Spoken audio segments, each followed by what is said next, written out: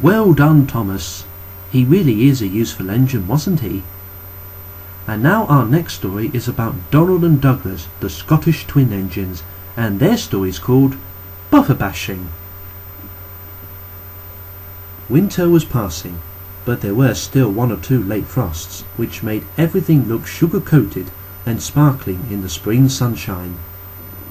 As the months has passed, Pip and Emma had become quite used to being the express and making their daily journey between the big station and London. Each morning, Donald and Douglas took it in turns to bring the ballast trains from the small railway, and James then pulled the trucks to a place where the line was being mended. One morning, Donald was uncoupled and ran ahead into a short siding to let James take his place at the front of the trucks. But a hard frost had made the rails icy. When Donald tried to stop, his wheels locked and they slid on the ice. Before he could say, "The Fat Controller," he hit the buffers at the end of the siding. The buffers stopped him. That was what they were there for, but they were badly damaged. Donald was lucky. He wasn't hurt at all, just embarrassed. The other engines teased him. "You should go in for skating championships," they said. Even Donald laughed, though he was worried about what the Fat Controller might say. But the Fat Controller only warned him to be more careful. He knew it hadn't been really Donald's fault. The next day, men were sent to mend the buffers.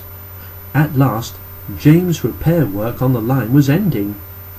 "Tomorrow's train, Douglas will be the last for the time being," the Fat Controller told him.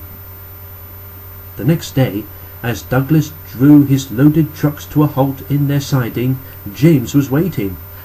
"Here you are, James," Douglas said cheerfully. "What are you going to do when this job is finishing?" "Pull some passenger trains, I hope," replied James. "I'm getting tired of doing the same thing all the time." "Ach, never mind," said Douglas. "Today's the last one." His fireman uncoupled the trucks and climbed back into the cab. Then Douglas puffed slowly into the short siding. At the end of the siding, the men who had been mending the buffers were standing to one side.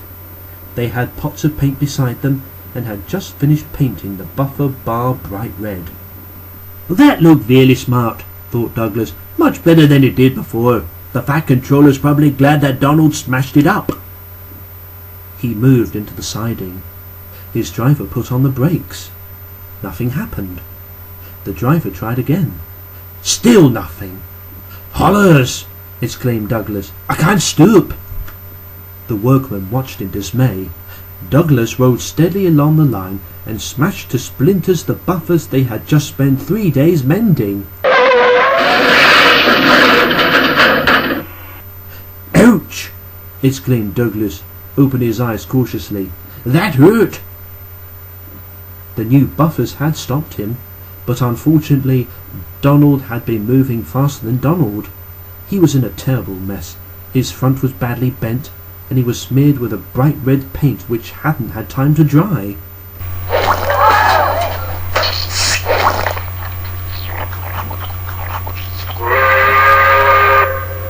"You silly great engine!" scolded a foreman, waving his paintbrush angrily. It still had red paint in it, and some of the paint flew out and stuck on Douglas's nose. 3 days' work," the foreman said crossly, "and in 3 seconds you come and smash it all to pieces." Douglas's front wheels were off the rails, so James had to come and rescue him. Later, the Fat Controller spoke sternly to Douglas about engines not taking care in sidings, and the red paint was left on Douglas's nose as a reminder.